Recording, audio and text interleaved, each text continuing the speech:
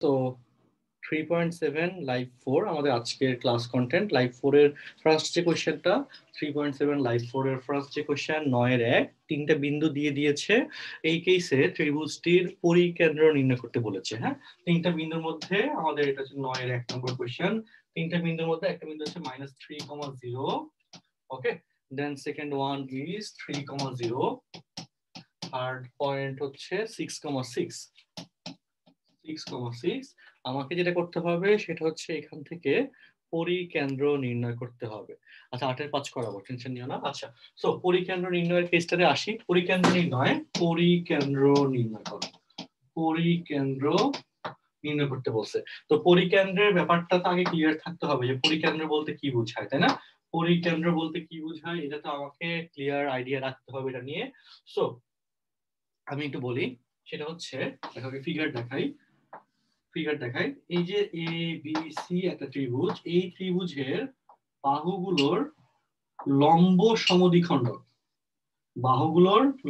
সমদ্বিখণ্ডক রেখা গুলি যে বিন্দুতে ছেদ করে, বাহুগুলোর লম্ব সমদ্বিখণ্ডক রেখাগুলি যে বিন্দুতে ছেদ করে সেই বিন্দুকে বলা হয় পরিকেন্দ্র।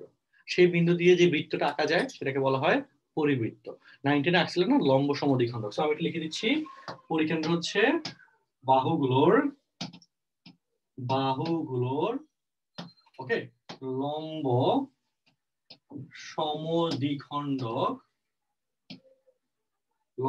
সমদ্বিখণ্ডক রেখার ছেদবিন্দু।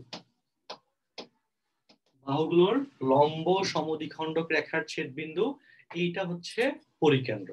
ওকে, আমি আশা করি কথাটা তোমাদেরকে বুঝাতে পারছি। তো এবার কথা হচ্ছে এই পরিকেন্দ্র নির্ণয় করব কিভাবে, মানে লম্ব সমদ্বিখণ্ডক রেখা কিভাবে বের করবো। তো সেটার জন্য একেবারে টেনশন কোনো প্রয়োজন নেই।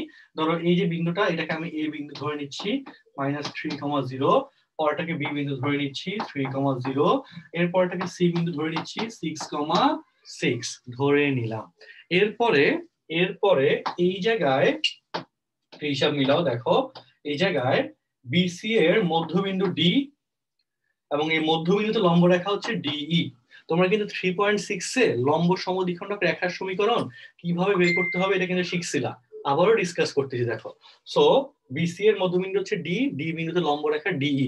সেম ভাবে যে কোনো দুইটা করলে কিন্তু হয়ে যাবে, তিনটার দরকার নেই। এসি এর মধ্যবিন্দু ধরা হচ্ছে এফ, আর তার উপর লম্ব সমদ্বিখণ্ডক রেখার সমীকরণ এফ জি।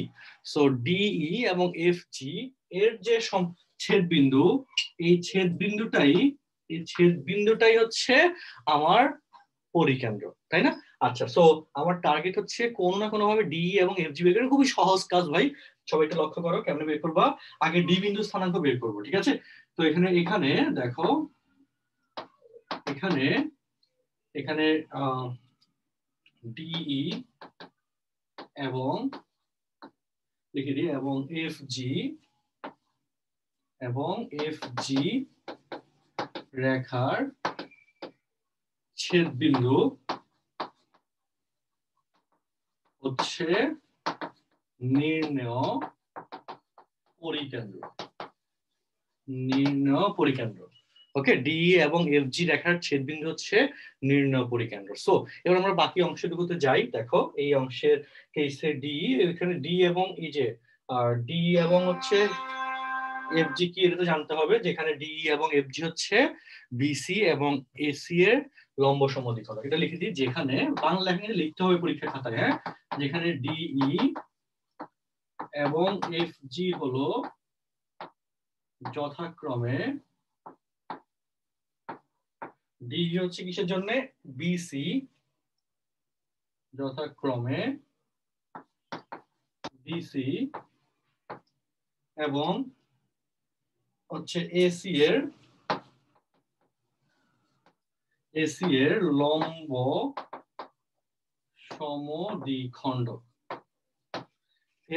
সমদ্বিখণ্ডক, আশা করি কথাটা তোমাদেরকে বুঝতে পারছি, বা লাইনটা গেলে এই বাংলা লাইনটা কিন্তু লিখতে হবে, ঠিক আছে? বাংলা লাইনটা লিখতে হবে।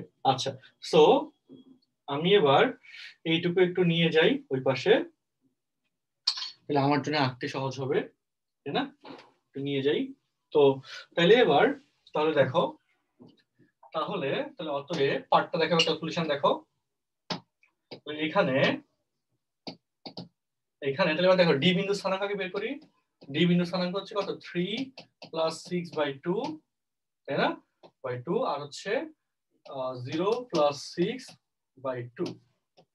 তাহলে বা 6 7 8 9 9/2, 6/2 মানে হচ্ছে 3। তাহলে এখানে দেখো ডি বিন্দু স্থানাঙ্ক চলে আসছে। তো এবার দেখো, এবং ডিই লম্ব বিসি, ডিই লম্ব বিসি। সো তাহলে এবার let's come to the point. তাহলে সুতরাং এম অফ বিসি, বিসি রেখার ঢাল বের করি। কারণ তুমি হচ্ছে বিন্দু জানো, ডি রেখার সমীকরণ বের করবা, যা ডি বিন্দুগামী, তাহলে বিন্দু জানো, ঢালের মান পাইলে কিন্তু হয়ে যাবে কাজ, তাই না? তো দেখো এম অফ বিসি কেসে কি হবে, কটিদ্বয়ের অন্তর 6 - 0 বাই ভুজদ্বয়ের অন্তর 6 - 3, 6/3 সমান কিন্তু 2 হয়। হ্যাঁ, সুতরাং এম অফ -1/m/BC সমান কিন্তু -1/2। তাহলে একটু বলো তো, সুতরাং ডিই রেখার সমীকরণ y - y1 = ঢাল m of x - x1 কত আসে একটু কমেন্ট বক্সে দাও তাড়াতাড়ি, কত আসে একটু কমেন্ট বক্সে দাও।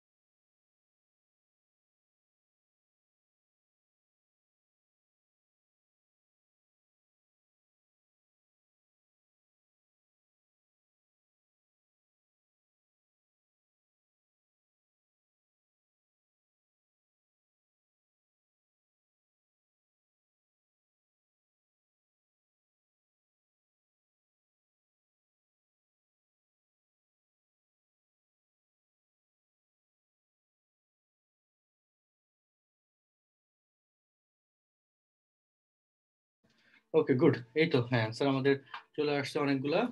So 2x plus 4y minus 21, তাই না? বাকিরা যারা করছো বলো এটা আসছে কিনা। 2x plus 4y minus 21 equal to 0। হ্যাঁ, বাকি একটু বলো এটাই আসছে কিনা आंसर একটু বলো। minus 21 equal to 0 দ্রুত বলো এটাই আসছে কিনা। আচ্ছা, আজানটা শেষ হোক। হ্যাঁ, আজানটা শেষ হোক, আমি একটু পরের অংশ কথা না বলে করে দিচ্ছি। তো ডি পার্ট কমপ্লিট। এবার একই ক্যালকুলেশন আমরা এসি এর জন্য করব। হ্যাঁ, একই ক্যালকুলেশন এসি এর জন্য করব এফজি। সো আসো দেখো।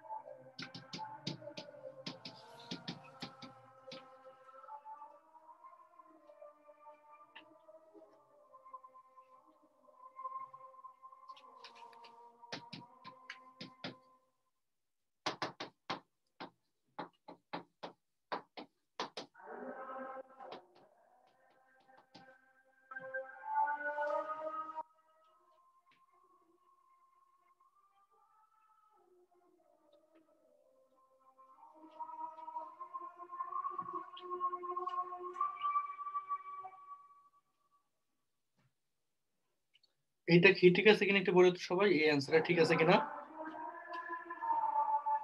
এই অ্যান্সারটা ঠিক আছে কিনা একটু বলো। হ্যাঁ,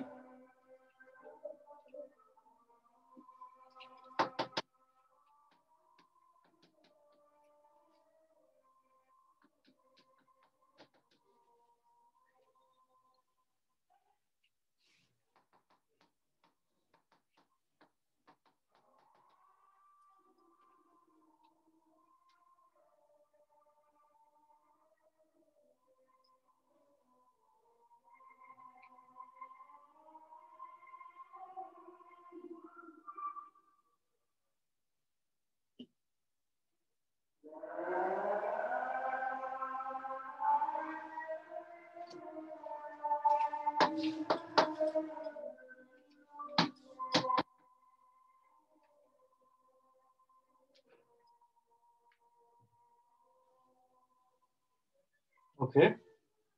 তো তাহলে দেখো 1 নম্বর এবং 2 নম্বর ইকুয়েশন, এই দুটো সমীকরণ সমাধান করলেই আমাদের নির্ণেয় লম্ব কেন্দ্র, ওকে সরি পরিকেন্দ্র চলে আসবে। তো দেখো, তাহলে দেখো 1 থেকে 2 বিয়োগ করে দাও,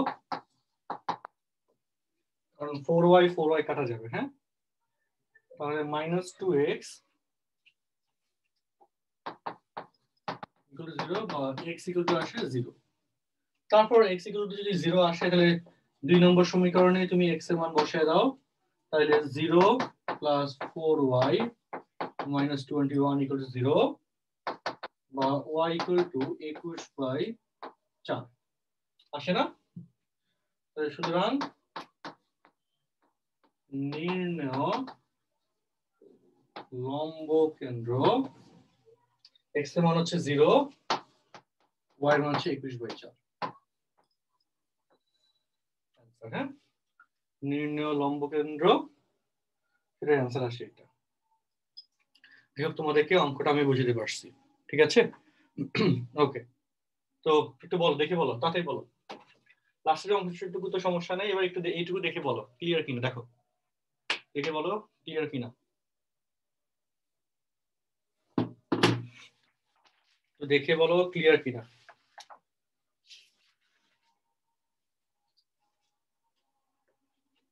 কোশ্চেন হচ্ছে লম্ব কেন্দ্রের ইংলিশ টার্ম হচ্ছে কি বলতো? সার্কামসেন্টার। হ্যাঁ, circumcentre, find the circumcentre of the triangle whose vertex আর এই যে 3টে পয়েন্ট। সরি, লম্ব কেন্দ্র না, পরিকেন্দ্র। আমি কি লিখছি, এই একটা অবস্থা। লম্ব কেন্দ্র আরেকটা জিনিস, পরিকেন্দ্র। পরিকেন্দ্র হচ্ছে এত, সার্কামসেন্টার হচ্ছে পরিকেন্দ্র। আর লম্ব কেন্দ্রের ইংলিশ টার্ম হচ্ছে অর্থ সেন্টার। হ্যাঁ, লম্ব কেন্দ্রের ইংলিশ টার্ম হচ্ছে অর্থ সেন্টার। তাতে দেখে বলো, তাড়াতাড়ি চেক করো, তাড়াতাড়ি চেক করো। আশা করি ক্লিয়ার। হ্যাঁ, আমি এবার পরের পার্টে যাই। পরের পার্টে যাচ্ছি, দেখো পরের কোশ্চেন। এগুলো একটু কঠিন কোশ্চেন, শোনো, এগুলো একটু কঠিন কোশ্চেন।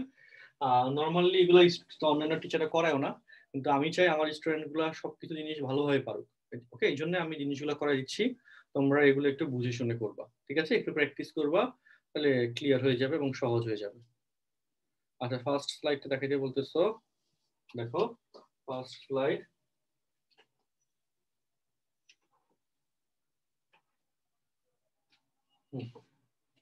ওকে, দেখো স্ক্রিনশট নিয়ে নাও একবারে।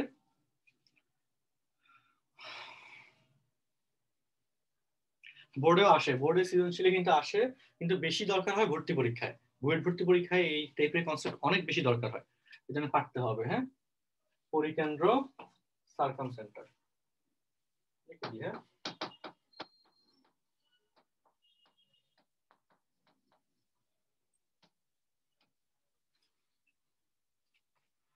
ওকে, তারপরে স্লাইড হচ্ছে এটা,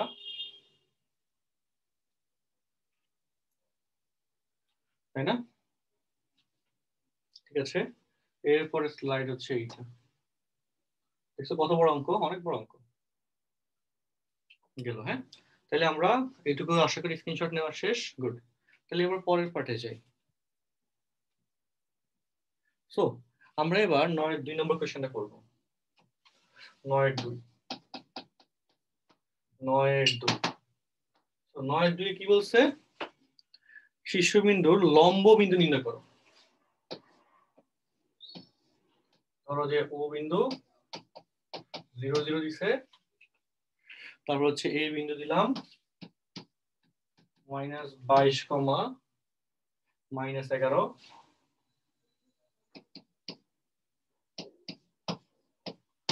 আর বি বিন্দু হচ্ছে -1, 3। লম্ব বিন্দু নির্ণয়, লম্ব বিন্দু নির্ণয়, লম্ব বিন্দু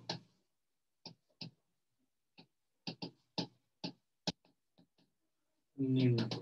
সো লম্ব বিন্দু কেমনে বের করবো, ইম্পর্টেন্ট কোশ্চেন, তাই না? লম্ব বিন্দু কেমনে বের করবো? সো সেটার স্টাইলটা ডেফিনিশনে আসি। লম্ব বিন্দু হচ্ছে শীর্ষ হতে বিপরীত বাহুর উপর অঙ্কিত লম্বের ছেদ বিন্দু,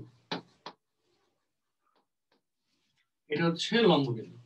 শীর্ষ হতে বিপরীত বাহুর উপর অঙ্কিত লম্বের ছেদ বিন্দু, এটা হচ্ছে লম্ব বিন্দু, ঠিক আছে? সো আমরা এবার এটার উপর বেসড করে কাজ করব, ঠিক আছে? শীর্ষ হতে বিপরীত বাহুর উপর অঙ্কিত লম্বের ছেদ বিন্দু, তার মানে দেখো ও, তুমি ওটা বাদ দাও, দেখো এই শীর্ষ হতে এই বাহুর উপর অঙ্কিত লম্ব ধরা যে এডি, আর এখানে এই শীর্ষ থেকে এই বাহুর উপর অঙ্কিত লম্ব দৈর্ঘ্য ধরা যে বিই। ওকে, লম্ব কিন্তু, হ্যাঁ, তাদের যে ছেদ বিন্দু সেটা ধরা যে এফ, এন্ড এই এফটাকে বলতেছি আমরা লম্ব বিন্দু। ওকে, তো তাহলে এবার আমরা কাজ করি, সলভ পার্টে আসি। দেখো সলভ পার্টে আসি লম্ব বিন্দু বের করার জন্য। সো শীর্ষ হতে বিপরীত বাহুর উপর অঙ্কিত লম্বের ছেদ বিন্দু। সো শীর্ষ যে হচ্ছে বিপরীত বাহুর উপর অঙ্কিত লম্ব, তার মানে দেখো এটা মিনিং কি বলতো, এই যে এই কথাকে এইভাবে বলা যায় যে ও বি রেখার উপর লম্ব রেখা হচ্ছে এডি, এন্ড ও এ বা এ ও রেখার উপর লম্ব রেখা হচ্ছে বি, তাই না? এভাবে বলতে পারি যে দেখো ও এডি লম্ব ও বি। তাহলে বলো এডি, এই এডি এর সমীকরণ তুমি বের করবা, খুব সহজ করে করে দিই। হ্যাঁ, আগের অধ্যায়ের মতো এম অফ ও বি হচ্ছে কোটিদ্বয়ের অন্তর বাই ভুজদ্বয়ের অন্তর। হ্যাঁ, তাহলে -3, সুতরাং m of AD equal to minus of 1 by m of OB সমান 1/3। সুতরাং AD এর সমীকরণ y minus y1, এই যে a বিন্দুগামী এবং হচ্ছে ঢাল হচ্ছে কত, AD হচ্ছে a বিন্দুগামী এবং ঢাল হচ্ছে AD এর ঢাল 1/3। হ্যাঁ, এটা তো বুঝতে পারতেছো, খুব সহজ ভাবে কিন্তু অ্যাপ্লিকেশন যাচ্ছে। তো y minus y1 ঢাল m of x minus x1। হ্যাঁ, ঢাল of m of x minus x1। তবে এটাকে ক্যালকুলেশন করে আমাকে সিম্পলিফাই করতে হবে। তো দেখো কি হয়, 3y plus 33 equal to x plus 22, তাই না? বলো এটা আসে। তারপরে কি হয়, x minus 3y minus 11, 22 minus 33 সমান -11, এক পাশে এনে বিয়োগ করলাম, এটা থাকে। তাহলে দেখো আমরা কি পেয়ে গেলাম, এডি এর সমীকরণ পেয়ে গেলাম। এখন সেম স্টাইলে বিই এর সমীকরণ বের করব। আগে কিন্তু করে ফেলছো এই টাইপের ম্যাথগুলো, এখন আবার করতেছো, দেখো তো টেনশন নিও না। হ্যাঁ, তো তাহলে এবার বিই এর সমীকরণ বের করব। তাহলে সেই পার্টটা দেখি, কালার চেঞ্জ করে দেখাই। তাহলে আবার আবার কি করব, এখানে m of OA, তাই না, বি ও বিই লম্ব OA, বি লম্ব OA, তাহলে m of OA সমান কোটিদ্বয়ের অন্তর 0 minus 11 মানে 0 plus 11 বাই ভুজদ্বয়ের অন্তর 0 plus 22 সমান হাফ। ঠিক আছে, হাফ হয়, 11 দুগুণে 22, কাটাকাটি করলে হাফ হয়। হ্যাঁ, তাহলে এরপরে পার্টে, সুতরাং m of BE minus 1 by m of OA, তাই না? লম্ব রেখা ধরে ঢালের গুণফল -1, ওকে, minus of 1 by half সমান -2। ঠিক আছে, বলো এখানে এই ট্রায়াঙ্গেলটা লাগবে, এটা কাজ করতে হলে বারবার এদিকে তাকাইতে হবে। ট্রায়াঙ্গেলটা একটু ছোট্ট করে নিয়ে যাই। হ্যাঁ, ঠিক করে নিয়ে যাই। ওকে,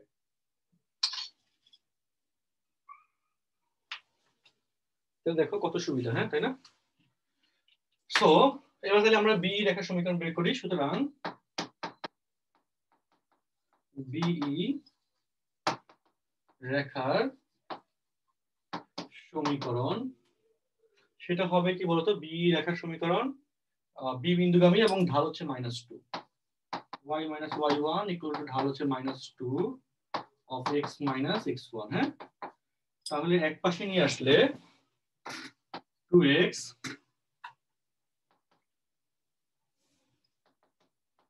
y minus 3 equal to -2x minus 2, এই পাশে নিয়ে আসলে 2x plus y minus 1 equal to 0। হ্যাঁ, এটা হয়ে যাচ্ছে আমাদের কি নিয়ে কথা, 2 নম্বর সমীকরণ। এই 1 এবং 2 নম্বর রেখার ছেদবিন্দুই হচ্ছে আমাদের নির্ণয় লম্ব কেন্দ্র। ঠিক আছে, লম্ব কেন্দ্র হচ্ছে না, লম্ব কেন্দ্র সেটা বলছিলাম। দেখো শীর্ষ হতে বিপরীত বাহুর উপর অঙ্কিত লম্বের ছেদবিন্দুগুলোই হচ্ছে লম্ব কেন্দ্র। সেটা লিখে দিই। তাহলে এখানে লাস্ট অংশ, এখানে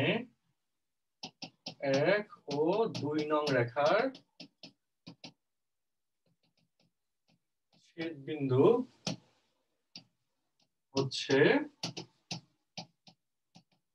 নির্ণয় লম্ব কেন্দ্র, তাই না? তো 1 এবং 2 নম্বর ছেদ বিন্দু বের করতে হবে। 1 নম্বর রেখা থেকে তুমি কিন্তু এটা লিখতে পারো, হ্যাঁ?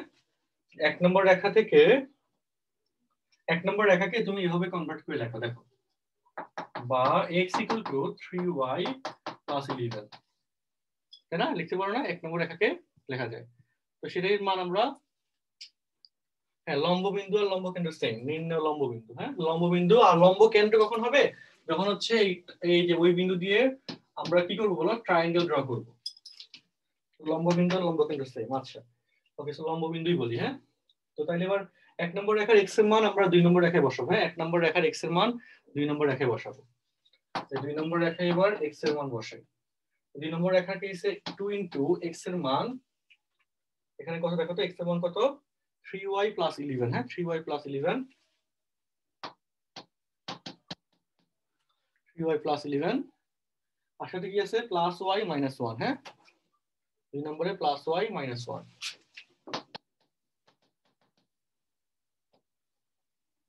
+y - 1, ঠিক আছে? বলো,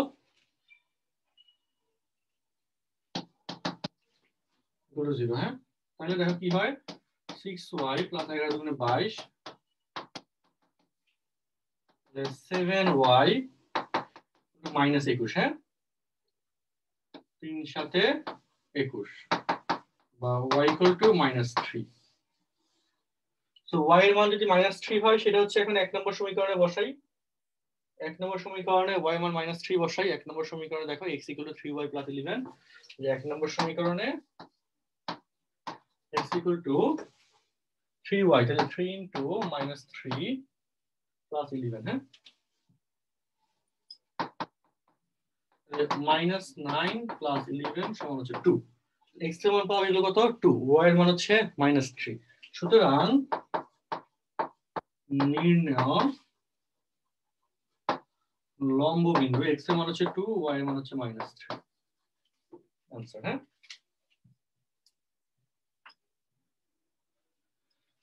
ওকে, দেখো স্ক্রিন দেখো আগে, লম্ব বিন্দু চেক করো।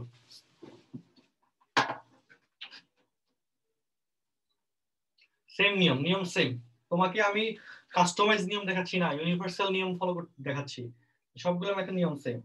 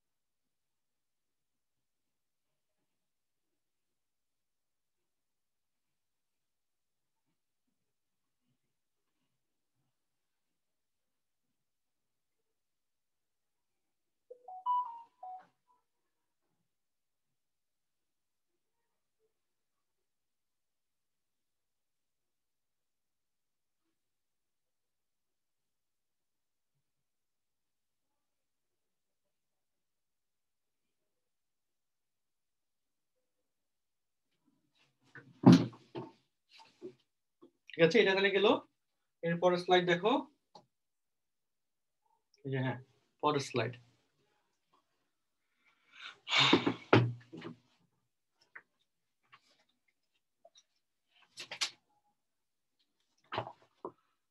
লম্ব বিন্দু, ইংলিশে কি বলে? অর্থ সেন্টার। হ্যাঁ,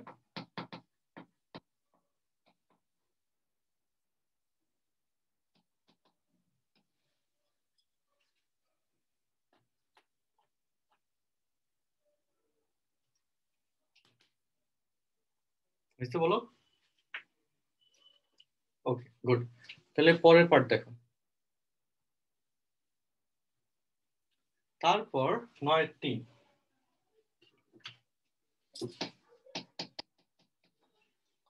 কোশ্চেনে কি বলছে? ট্রায়াঙ্গেল। এখানে 4x + 3y = 12, 3x - 4y + 16 = 0, আর 4x - 3y + 4 = 0।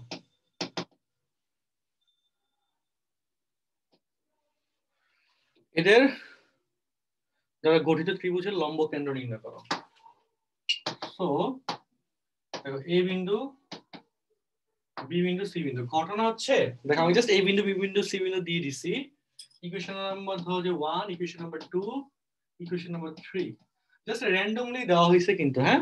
আচ্ছা, সো লম্ব কেন্দ্র তো বুঝতেই পারতেছো, শীর্ষ হতে বিপরীত বাহুর উপর অঙ্কিত লম্বের ছেদ বিন্দু হচ্ছে লম্ব কেন্দ্র। এখন এই জায়গায় শীর্ষবিন্দুর তো স্থানাঙ্ক দরকার, তাই না?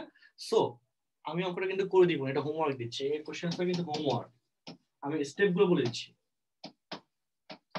স্টেপ 1, তোমাকে যেটা করতে হবে, এই যে রেখাদ্বয় ছেদ বিন্দু, এই রেখা এবং এই রেখা, এসি রেখা এবং বিসি রেখা, তাদের ছেদ বিন্দু সি।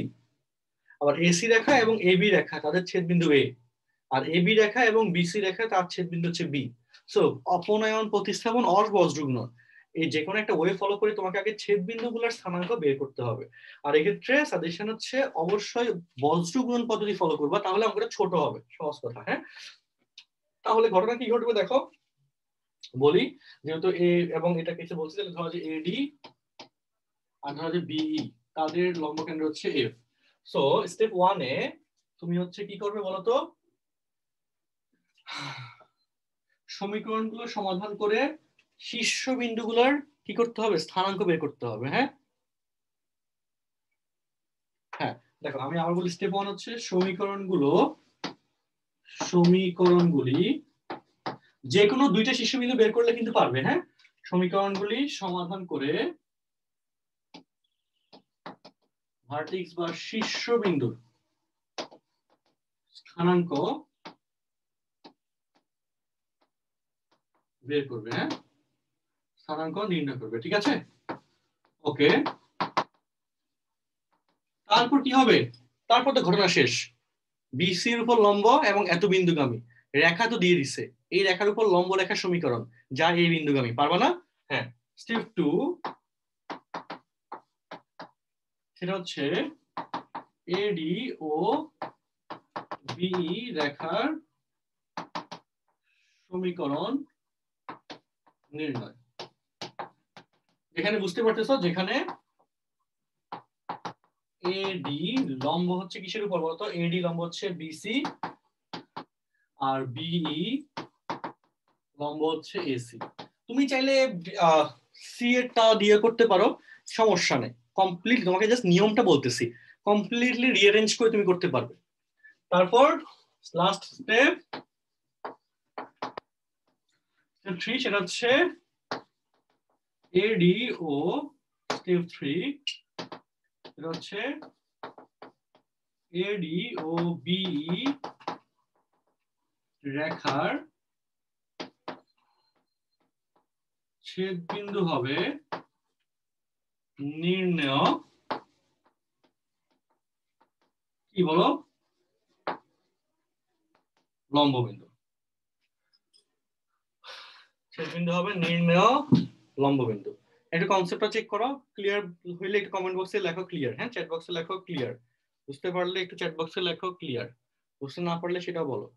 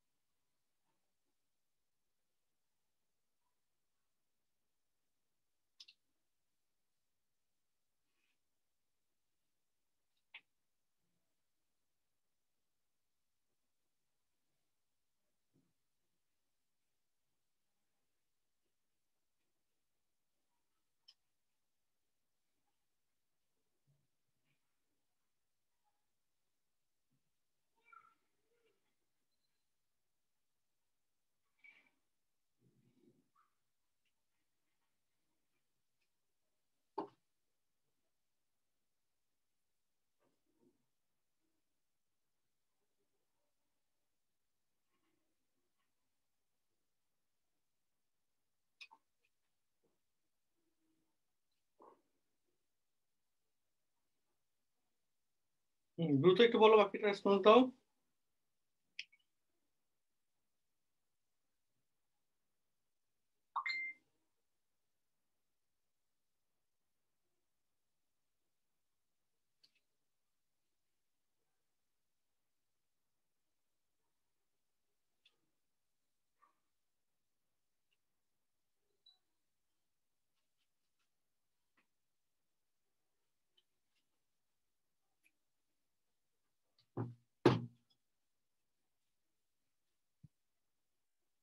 ওকে, গুড।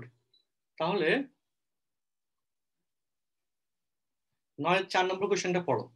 9-4।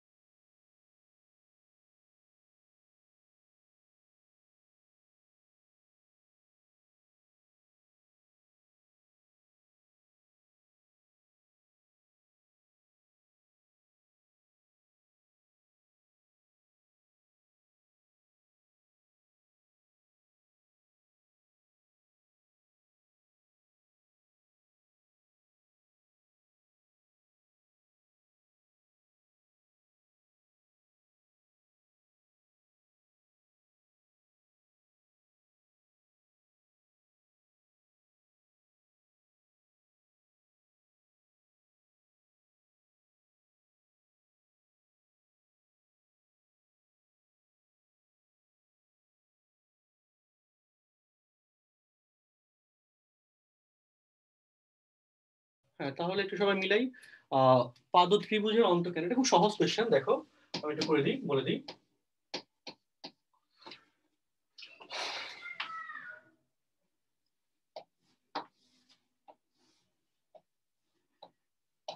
এ বিন্দু হচ্ছে 40, বি বিন্দু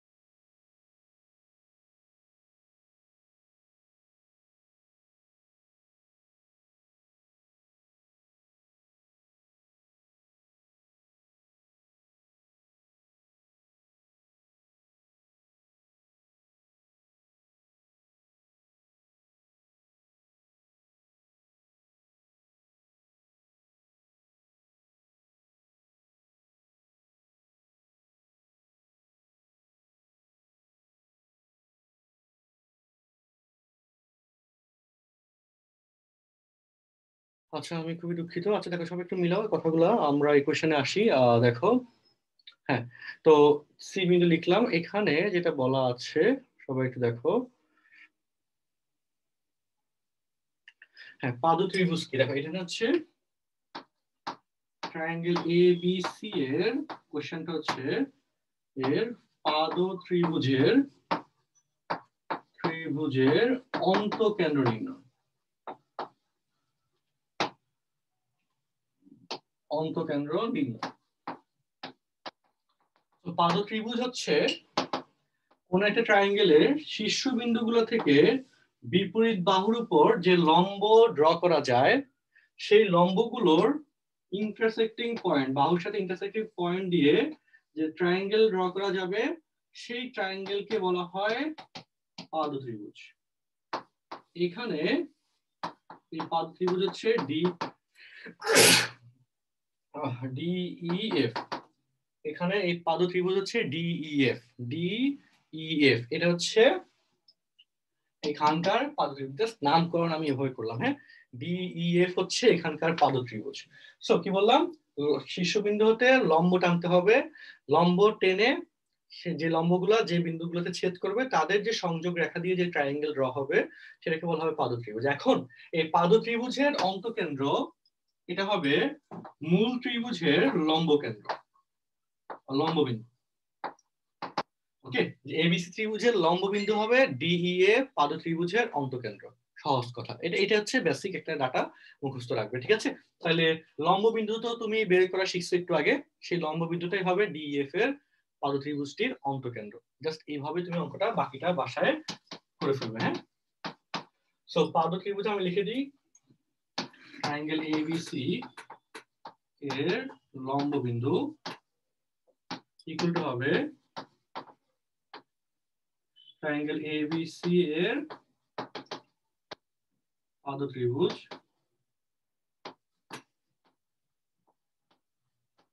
ট্রায়াঙ্গেল ডিইএফ এর অন্তঃকেন্দ্র। ডিইএফ এর অন্তঃকেন্দ্র। আই হোপ তোমাদের কাছে কথাটা বুঝতে বেশি কষ্ট হচ্ছে না। পাদ ত্রিভুজ কি সেটা ক্লিয়ার, এবং হচ্ছে তার অন্তঃকেন্দ্র বের করবো কেমনে সেটা বুঝতে পারছো, নর্মাল নিয়মে করে ফেলবা, ঠিক আছে। তারপর কোশ্চেনে আসি। দেখো দেখো এরপরে কোশ্চেন, হ্যাঁ 10-এর পরে যাব, 11 নম্বরে আসি। 1 নম্বর কোশ্চেন দেখো, 11-1 নম্বর কোশ্চেনটা দেখো। আচ্ছা 11-1 নম্বর কোশ্চেন দেওয়া করার আগে আমাকে একটা ইনফো দাও, তোমরা ইনফরমেশন দাও। এই যে আমরা একটা ইভেন্ট আবার অ্যারেঞ্জ করেছি, ওকে, ম্যাথেটার্স গ্রুপ থেকে, ম্যাথেটার্স ফিজিক্সটা 21 এখন তোমরা একটা আমাকে বলো, তোমাদের কি কলেজগুলোতে আসলে পরীক্ষাজনিত ঝামেলা যাচ্ছে এখন এই সময়ের মধ্যে, 23 থেকে 3 এই সময়ের মধ্যে? যে অ্যাটেন্ড করতে একটু কষ্ট হচ্ছে বা এইরকম সমস্যা রাইজ করতেছে, এই টাইপের কোনো ইস্যু হচ্ছে কিনা একটু বলো। আমাদের লেকচারে অল্প একটু অংশ বাকি আছে, এটা আমি শেষ করে দিব, সমস্যা নেই। একটু আমাকে একটু কমেন্টে জানাও বা একটু আনমিউট করে বলো যে তোমাদের কি আসলে কলেজে পরীক্ষা জনিত কোনো ঝামেলা আছে। ফাইজার বলতেছো ঝামেলা আছে, নির্ণয় বলতেছো ঝামেলা নাই। আচ্ছা, মোটামুটি তোমাদের কি সবগুলো কলেজে কম বেশি পরীক্ষা কখন নিচ্ছে আমি জানি না আসলে অনেক ক্ষেত্রে, তবে একটু আমাকে বলো পরীক্ষা জনিত কোনো প্যারা আছে কিনা, যেটার জন্য আসলে, কারণ এখানে অনেকদিন ধরেই তোমার টানা মানে ক্লাসগুলো করতেছো, একটা মনোটনি চলে আসছে সহজ কথা। এত টানা পড়াশোনা আসলে যথেষ্ট, ওকে, যথেষ্ট পেইনফুল সিচুয়েশন। তো সেক্ষেত্রে একটু ভিন্ন ধর্মী দিয়ে একটা কাজ করাটা ইম্পর্টেন্ট, তাই না? তখন আসলে একটা মনোটোনাস এনভায়রনমেন্ট থেকে বের হয়ে আসা যাবে, তাই না? আচ্ছা, এনডিসিতে 2 ফেব্রুয়ারি পর্যন্ত। আচ্ছা, ওকে ওকে ওকে। আচ্ছা, এখন কলেজে কোনো এক্সামের কথা বলে নাই কলেজ থেকে, দ্যাটস গুড। হ্যাঁ, ম্যাক্সিমাম কলেজে কোনো এক্সামের কথা বলে নাই, যে যতটুকু আমি জানি। দু একটা কলেজে এক্সাম থাকতে পারে, তবে বেশি হওয়ার কথা না। সো তোমাদের কিন্তু এখানে বেশি ঝামেলায় পড়ার কথা না, কিন্তু তাও তোমাদের অপিনিয়ন গুলো দরকার এখন। ওকে, আনিকা তাবাসসুম কোন কলেজ এক্সাম চলতেছে? আচ্ছা, ম্যাক্সিমাম কলেজেই চলতেছে না, যতটুকু শুনেছি। আচ্ছা, ওকে ওকে ওকে। রাজুকে চলতেছে, তাই না? আচ্ছা, ওকে। প্রতিবিম্বের কনসেপ্টটা এখনো পড়াই না, এটা কালকে পড়াবো, নেক্সট ক্লাসে পড়াবো প্রতিবিম্বের। আর তোমাদের এখানে একটু বলে দিই, তোমাদের দেখো, বলে দিই একটু, দেখো ইম্পর্টেন্ট টক, সেটা হচ্ছে এই যে আমাদের আজকে 11 নম্বরে কয়েকটা কোয়েশ্চেন ছিল, আমি বলে দিব আজকে 11 নম্বরটাও। 12, 13 এটা অল্প একটু অংশ বাদ আছে, এটা আমি শেষ করে প্রতিবিম্বের কনসেপ্ট পড়াবো, 3.4 করাবো, এটা নেক্সট ক্লাস। দ্যাট মিনস হচ্ছে উইডনেসডেতে। আর কালকে মঙ্গলবার আমি গ্রুপে পোস্ট দিব একটু পরেই, ফ্রি হয়ে, যে কালকে তোমাদের সরলরেখার এমসিকিউর ক্লাস নেব, ঠিক আছে? 3.35 থেকে 3.7 এর মধ্যে এমসিকিউ ক্লাস নিব ম্যাথ হেটার্স গ্রুপে, রাত সম্ভাব্য 8টায় নিব। এন্ড ওইটার উপর কিন্তু প্রাইস থাকবে, ওকে, প্রাইস গুলো থাকবে। তো ওই ক্লাসটা কিন্তু সবাইকে করতে হবে, কেন? কারণ তোমাদের এটা কিন্তু রেগুলার ক্লাস হিসেবে কাউন্ট হবে। এখন রেগুলার বলতে হচ্ছে তোমাদেরই ক্লাস অ্যাকচুয়ালি। আমি একটু আরেকটা জিনিস তোমাদেরকে ক্লিয়ার করি, দুটো জিনিস ক্লিয়ার করবো। ফার্স্ট জিনিস হচ্ছে তোমাদের একটা দিক দিয়ে আমি খুবই দুঃখিত আসলে, যে আমাদের লাইভ ক্লাস টাইমলি হওয়ার ক্ষেত্রে আমার আসলে কি অনেক ঝামেলার মধ্যে থাকা লাগার কারণে মাঝে ক্লাস স্টার্ট করতে 5-10 মিনিট দেরি হয়। এটা আসলে কমন একটা ইস্যু হয়ে দাঁড়াইছিল। আজকে তো জাস্ট আমি শুরু করতে পারছি, তবে এটা আমি যথেষ্ট চেষ্টা করতেছি রিকভার করে নিতে। দ্বিতীয়ত হচ্ছে তোমাদের ওই যে মাঝে মধ্যে ক্লাস ক্যান্সেল করা লাগে বা রেকর্ডেড দেওয়া লাগে, তো লাইভ মিস হয়। এখন লাইভ মিস হওয়ার ডেট মিস হচ্ছে, দেখো তোমাদের এই গ্রুপে অলমোস্ট 100-এর মতো স্টুডেন্ট আছো, কিন্তু লাইভ করতেছে কয়জন? 18-19 জন লাইভ করতেছো, তাই না? তো সংখ্যাটা কিন্তু খুব কম। এখন ম্যাক্সিমামই রেকর্ডেড দেখে নেয়, এই জন্য লাইভের একটা মানে রেকর্ডেড দেখে নেওয়ার পার্সেন্টেজটা এখানে অনেক বেশি, তোমাদের থেকে 2 গুণ থেকে 3 গুণ। তো সেটাও কথা না, কথা হচ্ছে আমার আসলে লাইভ নেওয়ার কথা ছিল এখানে, আমি কিছু কারণে হচ্ছে সামহাউ লাইভ সবসময় নিতে পারি নাই, বা 2-1 দিন হচ্ছে এরকম মিস গেছে, তার জন্য আমি খুবই দুঃখিত। তবে তোমাদের কিন্তু ক্লাস কমে নাই, তোমাদের কিন্তু সপ্তাহে 3টা করে ক্লাস নেওয়ার কথা, এটা কিন্তু কমে নাই। দেখা গেল যে লাইভ নিতে না পারলেও রেকর্ডেড দিয়ে দিছি, আর ম্যাক্সিমাম যদি রেকর্ডেড দেখে নেয় আর তোমরাও রেকর্ডেড সুযোগ করে দেখে ফেলতে পারতেছো, তো সেক্ষেত্রে সপ্তাহে 3টা করে ক্লাস কিন্তু তোমরা মেনটেন মিনিমাম পাচ্ছ, তাই না? এটা কিন্তু তোমরা বলবে যে না, হ্যাঁ ক্লাসগুলো ঠিক মতো পাচ্ছি, আগে পরে হইলো ক্লাস তো দেখে নিতে পারতেছি, সুযোগ ছিল, এটা কিন্তু হচ্ছে। আর সাথে এক্সট্রা যে ক্লাস ম্যাথেটার্স গ্রুপে, সেই ক্লাসগুলো কিন্তু তোমাদের এখান থেকে আমরা যে ফিস গুলা পাই, কালেক্ট করি, ওগুলা দিয়েই কিন্তু ম্যাথেটার্স গ্রুপে পাবলিক লাইভ গুলা এনশিওর হয়। মানে এখানে বিশাল একটা মেইনটেনেন্স কস্ট আছে। এই যে আমি ক্লাস নিচ্ছি, বিশাল একটা সেটআপ এখানে আসলে গোলযোগপূর্ণ একটা সেটআপ, একটু থেকে একটু হইলে গোলমাল লেগে যাবে। ওই ম্যাথেটার্স গ্রুপের ক্লাসগুলো যেগুলো নিচ্ছি, এগুলো কিন্তু তোমাদের থেকে যে ফিস গুলো আসে, ওই ফিস থেকেই আসলে এই জিনিসগুলো হিসাব করে কন্টেন্ট মেনটেন করে আমরা পাবলিক লাইভ গুলো নিই। বুঝতে পারছি বলো? তো ওই ক্লাসগুলো কিন্তু তোমাদের জন্যই মেইনলি। এটা কিন্তু একবারও হয় না যে এমন একটা অধ্যায়ে ক্লাস নিচ্ছি যেটা তোমাদেরকে আমি একেবারেই পড়াই নাই। সেকেন্ড ইয়ারের ক্ষেত্রে সেকেন্ড পেপারটা হচ্ছে, তো সেকেন্ড ইয়ারের বাচ্চারা পড়তেছে, ওদের প্যাটার্নে যায়। আর ফার্স্ট ইয়ারের ফার্স্ট পেপারের জন্য যে অধ্যায়গুলো এই পর্যন্ত পাবলিক লাইভ নিছি, সবগুলো কিন্তু তোমাদেরকে পড়াচ্ছি এই প্যাটার্নের মেনটেন করে, কিন্তু আমি পাবলিক লাইভটা বাইরে নিই। ঠিক কিনা বলো? এই যে কালকে যে এমসিকিউ ক্লাসটা নিব, সরলরেখার এমসিকিউ, এটা কিন্তু তোমাদের এটা পড়াই ফেলছি বলে ওইটার একটা এমসিকিউ আলাদা বোনাস ক্লাস আমি এটা দিচ্ছি, যেটা তোমাদের কিন্তু এক্সট্রা ক্লাস হিসেবে যাবে, এবং তোমাদের তো বেনিফিট আসতেছে, তাই না? ক্লাস তো কম পাচ্ছ না, সপ্তাহে 3টার বেশি তো মানে কম তো ক্লাস পাচ্ছ না, 3টার বেশি ক্লাস তোমরা পাচ্ছ। এই জায়গায় কিন্তু আমরা রেসপন্সিবল 100%, কিন্তু তাও আমি আরো বেশি সেন্সিবল হয়ে যাচ্ছি, যে 7টা থেকে যেন ক্লাস শুরু করা যায়, লাইভ সপ্তাহে 3টা তোমাদের তোমাদের টাইমে যেন 100% মেনটেন করা যায়, এটা ইনশাল্লাহ আমরা মেনটেন করবো। ওকে, মানে আমি যথেষ্ট চেষ্টা করতেছি, ইনশাল্লাহ হয়ে যাবে। আর হচ্ছে যদি কোনো কারণে এটাও মেনটেন কম হয়, তাহলে তো রেকর্ডেড ভার্সনের ক্লাস তোমাকে দিয়ে দিব, এটা কিন্তু মিস হবে না, ঠিক আছে, মানে এটা 100% ফ্যাক্ট। আর এখানে আরেকটা সেকেন্ড যে ইস্যু, যেটা হচ্ছে তোমাদের একটু দুঃখ কষ্ট তোমার মাঝে মধ্যে পাও, সেটা একটু বলি। দেখো, সেটা হচ্ছে এই যে ম্যাথেটার্স গ্রুপের আমরা হচ্ছে নতুন করে যে প্রোগ্রামটা দিয়েছি, এই প্রোগ্রামে এই যে হ্যাঁ বিশেষ আকর্ষণে 5 দিনের জন্য ফিজ একটু কমানো হয়েছে। এখন তোমাদের এখানে দু একজন আমাকে একটু বলেছো দুঃখ কষ্ট পেয়েছো নাকি ফিজ কমানোর কারণে, কারণ তোমাদের ক্ষেত্রে তোমরা ফিজ বেশি দিয়েছো, ওরা কম দিচ্ছে। এখন এখানে কিন্তু আমি একটা কথা বলি, তোমরা যারা মান্থলি পড়তেছো, মান্থলি কিন্তু এখানে একবারও ফিজ কমানো হয় নাই, মান্থলি ফিজ কিন্তু রেগুলার ফিজই আছে। কোর্সের ক্ষেত্রে আমি ফিজ কমাইছি, এবং এই কোর্সের ক্ষেত্রে ফিজের ক্ষেত্রে কমানোর রিজন একটাই, ওকে, কমানোর রিজন একটাই যে যে স্টুডেন্ট গুলা এখন আমাদের কাছে পড়তে আসতেছে, একটু আগে কয়েকটি স্টুডেন্ট ভর্তি হইলো দেখলাম, বিভিন্ন কলেজের স্টুডেন্টই পড়তেছে, সবার কিন্তু ফিনান্সিয়াল অবস্থা সেম না। And সবচেয়ে বড় কথা হচ্ছে, সেটাও না, সবচেয়ে বড় কথা হচ্ছে যারাই এখন আমাদের ব্যাচে আসতেছে তারা কোথাও না কোথাও কিন্তু ম্যাথ পড়তো। যারাই আসতেছে, আবারও বলি, যারাই আসতেছে সবাই মোটামুটি সাফারার কোন যে জায়গায় পড়তো এত ভালো সাপোর্ট পায় নাই। আমরা যতগুলো সার্ভিস দিচ্ছি, একদম হাই লেভেলের কন্টেন্ট দিচ্ছি এবং স্ট্রাকচারটা আমাদের এত সুন্দর, এরা অন্য জায়গায় এরকম সুবিধা কিন্তু পায় না, কিন্তু ওই জায়গায় কিন্তু তাদেরকে টাকা দিয়ে পড়তে হয়েছে। এখন প্যারেন্টসদের কথা তো আমাকে ভাবতে হবে, তোমাদের কথা যেরকম ভাবতে হয় তোমাদের প্যারেন্টসদের কথা তো ভাবতে হবে, যে তার টাকা পয়সা তো আসলে ইনকাম করা সহজ কাজ না, যথেষ্ট কষ্ট করে তারা স্টুডেন্টদেরকে তাদের বাচ্চাদেরকে পড়াচ্ছে। সো একটা জায়গায় একই অধ্যায়ের জন্য অলরেডি টাকা দিছে, সামহাউ সেটা করতে পারে নাই, নতুন করে আবার আমার এখানে জয়েন করতে হয়েছে। তো সেক্ষেত্রে আমি তো আর তার কাছ থেকে ডাবল টাকা নিতে পারি, এটা আমার কাছে আসলে খারাপ লাগে। এই জন্য যারা কোর্সে ভর্তি হয় তাদের ক্ষেত্রে সুবিধা দেওয়া থাকে, বা সুবিধা দিচ্ছি যে ঠিক আছে কোর্সের ক্ষেত্রে আমার সুযোগ আছে ফিসটা একটু কমানোর, আমি কমাই দিচ্ছি যাতে প্যারেন্টসদের একটু উপকার হয়। বুঝতে পারছি? এখন কিন্তু এরকম চিন্তা ভাবনা বা মন মানসিকতা রাখা তোমাদের একেবারেই যাবে না, যে আমরা কোর্স পেমেন্ট বেশি দিয়েছি ওরা কম দিয়েছে তাইলে হচ্ছে কেমনে কি হইলো, এটা ভালো না, এটা সেটা, এরকম কিন্তু চিন্তা ভাবনা রাখা যাবে না। তোমাকে চিন্তা করতে হবে যে তোমাকে কি বলা হয়েছিল। তোমাকে বলা হয়েছিল সপ্তাহে তুমি ক্লাস পাবে, মান্থলি পেমেন্ট এটা, এবং এভাবেই কিন্তু তোমাকে চলতেছে। তোমার ক্ষেত্রে কিন্তু পেমেন্ট বাড়ানো হয়নি, যে তোমাকে মান্থলি আগে 1,000 টাকা করে দিতে এখন 1200 বা 1500 টাকা করে দাও, এটা কিন্তু তোমাকে বলা হয় না, বা এটা কিন্তু নেওয়া হচ্ছে না। সো তুমি যে সিস্টেমে ভর্তি হয়েছো সেটা কিন্তু অপরিবর্তিত আছে, ঠিক আছে। আর নতুনদের ক্ষেত্রে আমরা কি করতেছি, আসলে প্যারেন্টসদের কথা চিন্তা করে আমরা সুবিধাগুলো দিচ্ছি, কারণ সব প্যারেন্টসের কিন্তু টাকা পয়সার ক্যাপাবিলিটি সমান না। তো আমার কাছে সব অনেক স্টুডেন্টই আছে যারা ফিজ মান্থলি ফিজও কম দেয়, অনেক স্টুডেন্টই আছে এরকম, তারা সিক্রেটলি আছে, কারণ এগুলো এক্সপোজ করা হয় না কখনো। আমি চাই স্টুডেন্ট যেন ভালো করে, আর ফিনান্সিয়াল অবস্থার জন্য যেন কেউ পড়তে পারতেছে না এই সিচুয়েশন না অ্যারাইজ করে, এই জন্য ফিজ কমানো থাকে কোর্সে, কিন্তু মান্থলি কিন্তু কমানো না, তাই না? মান্থলি কিন্তু ওরা যখন মান্থ কাউন্টে তো আর আগে ক্লাসগুলো পাবে না, মান্থ কাউন্টে কিন্তু সেম ভাবে চলতেছে।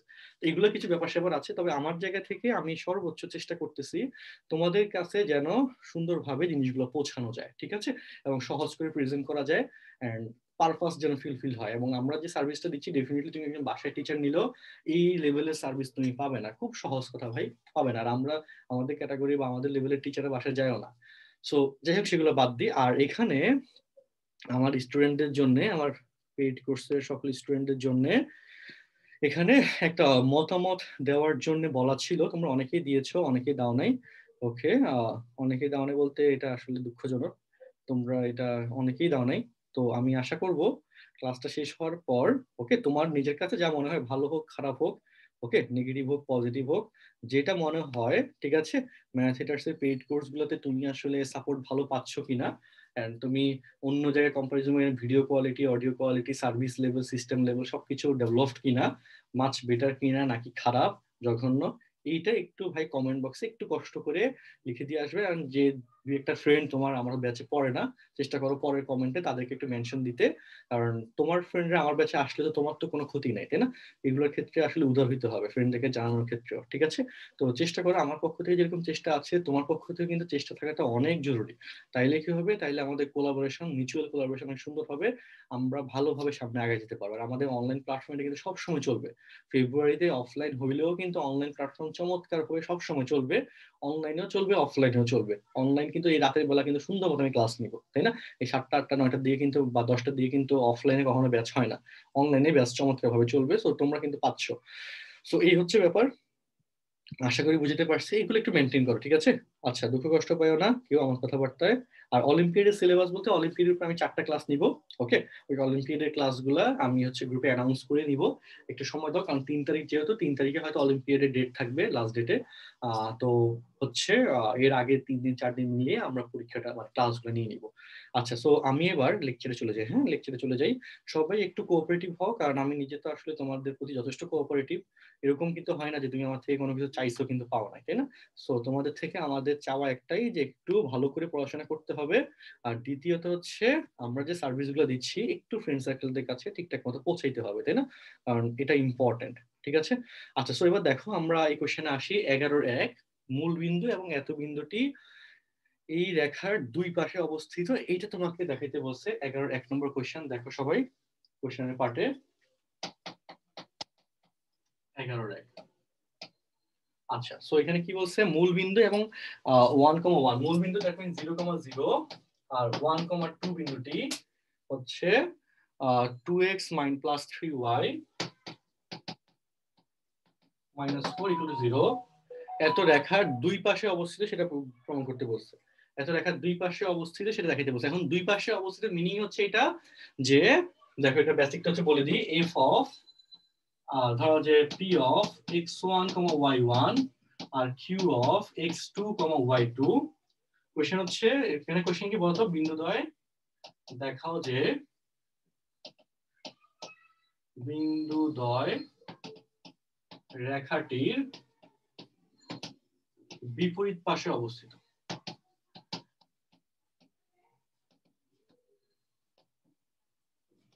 এটা দেখাইতে বলছে। হ্যাঁ, দেখাও যে বিন্দুদ্বয় রেখাটির বিপরীত পাশে অবস্থিত। সো কৌশলটা কি বললাম দেখো, এই যে কনসেপ্টটা বেসিকটা দেখো, বেসিক। এটা হচ্ছে কি এপি অফ কিউ এত এবং এত, এটা যদি F of X comma Y equal to X plus Y plus K equal to 0 এই রেখার একই পাশে বা বিপরীত পাশে অবস্থিত হয়, বিপরীত পাশে অবস্থিত হয় বা একই পাশে অবস্থিত হয়, এটা বেসিকটা হচ্ছে এটা। সেটা হচ্ছে কেমনে প্রকাশ করা যায়, লেখা যায়, সেটা হচ্ছে দেখো আমি বলি, একই পার্শ্বে হলে, একই পার্শ্বে হলে f of x1, y1 এবং f of x2, y2 এর চিহ্ন একই হবে, সেম হবে। আর যদি বিপরীত পার্শ্বে হয়,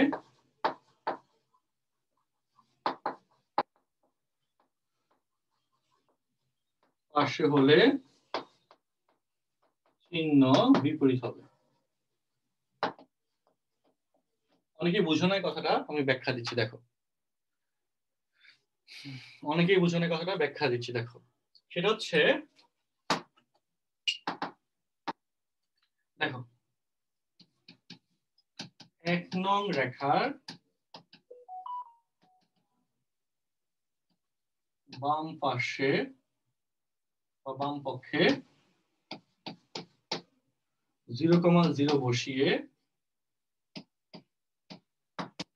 এটা হচ্ছে 2 ইন্টু 0 প্লাস 3 ইন্টু 0 মাইনাস 4, তাই না, equal to minus 4 less than 0। আবার 1 নং রেখার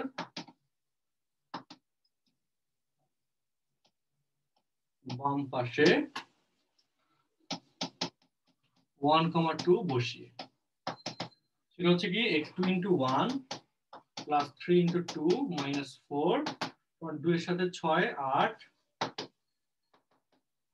গ্রেটার দেন 0। সুতরাং দেখো, কথা হচ্ছে যদি একই পাশে অবস্থিত হয় বিন্দুদ্বয়, তাহলে এখানকার চিহ্নগুলো সেম হবে, অর্থাৎ দুইটাই লেস দেন হবে, না হলে দুইটাই গ্রেটার দেন হবে। বিন্দুটা বসানোর পর, ওই বিন্দুগুলা ওই রেখাতে বসানোর পর, বাম পাশে বসানোর পর দুইটাই লেস দেন, নাইলে দুইটাই গ্রেটার দেন হবে। ঠিক আছে, এটা হচ্ছে একই পাশের কেস। আর যদি ভিন্ন মানে বিপরীত পাশে হয়, তাহলে চিহ্ন উল্টো হবে, একটাতে মাইনাস হলে আরেকটাতে প্লাস, অথবা একটাতে প্লাস হইলে আরেকটাতে মাইনাস, চিহ্ন তখন উল্টো হবে। ঠিক আছে, তো এই হলো ঘটনা। সুতরাং বিন্দুদ্বয় বিপরীত পার্শ্বে অবস্থিত। ওকে, প্রমাণ কি? দেখো বুঝছো কিনা দেখো, স্লাইড দেখো, বুঝছো কিনা দেখো, কনফিউশন থাকলে বলো।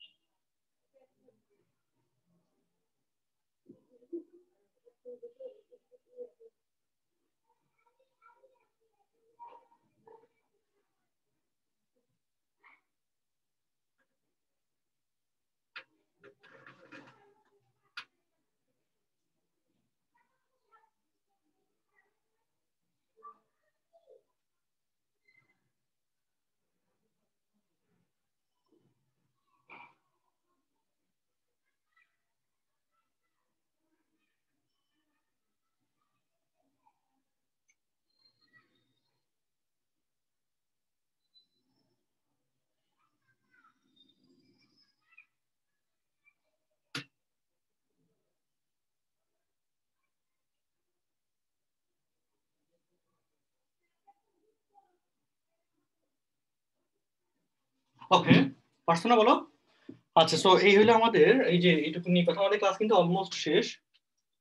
পরের পার্টে যাই, হ্যাঁ পরের পার্টে যাই। দেখো, ওকে দেখো 2 নম্বর দেখো, এই যে এত এবং এত বিন্দু দুটি একই রেখার একই পাশ বিপরীত পাশে কিনা তা যাচাই করো।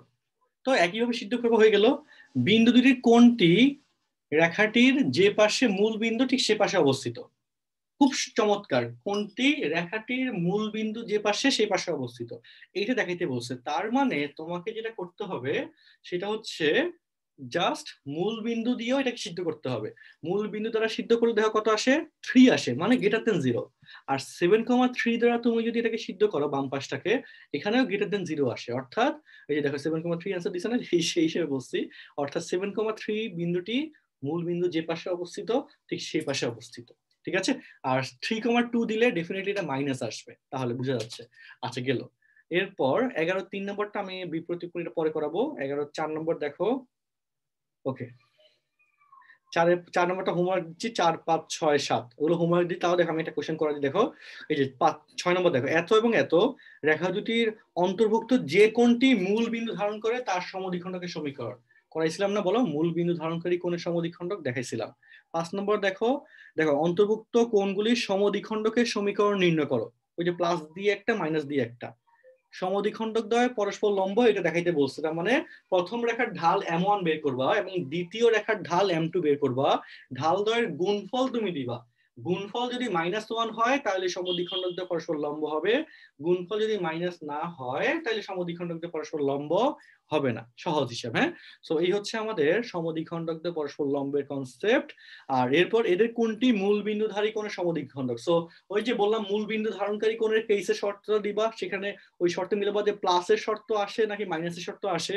যদি মাইনাসের শর্ত আসে তাহলে মাইনাস যুক্ত ইকুয়েশন যেটা বের করছো সেটা সমদ্বিখণ্ডক হবে। যদি প্লাসের কন্ডিশন আসে তাহলে প্লাস যুক্ত সমীকরণ যেটা বের করছো সেটা সমদ্বিখণ্ডক হবে। একেবারে সহজ হিসাব, তুমি যেভাবে করছিলা আমি দেখাইছিলাম ওই কনসেপ্টটা ফলো করবা। ঠিক আছে, এটা কিন্তু দেখাইছি, হ্যাঁ। তারপর দেখো 7 নম্বর কোয়েশ্চেন, কোন যে কোনটি 1,2 বিন্দু ধারণ করে তার সমদ্বিখণ্ডকের সমীকরণ নির্ণয় করো।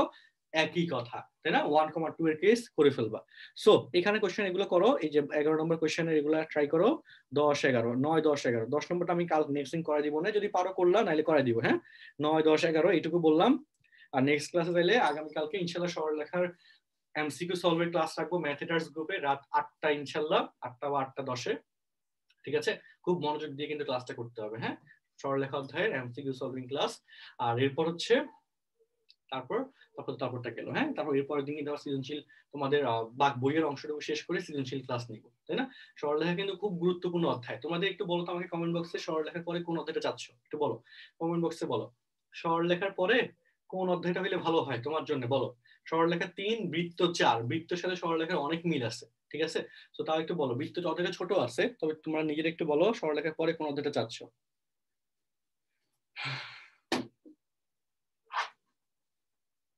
আচ্ছা, হ্যাঁ একটু বলো সরলরেখার পরে কোন অধ্যায়টা দরকার বেশি। ওকে, কমেন্ট বক্সে বলো সম্ভাব্য আমি বৃত্ত পড়াইতে পারি অথবা ফাংশন বা বিন্যাস সমাবেশ বা যে কোনো একটা, এক এক ব্যাচে এক একটা পড়াবো সম্ভাব্য।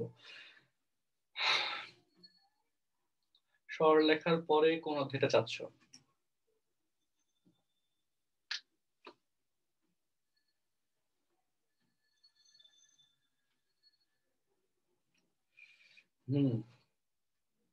ওকে, আচ্ছা দেখি, আমরা জানাবো। হ্যাঁ, তোমরা একটু চিন্তা ভাবনা করো, জানাবো।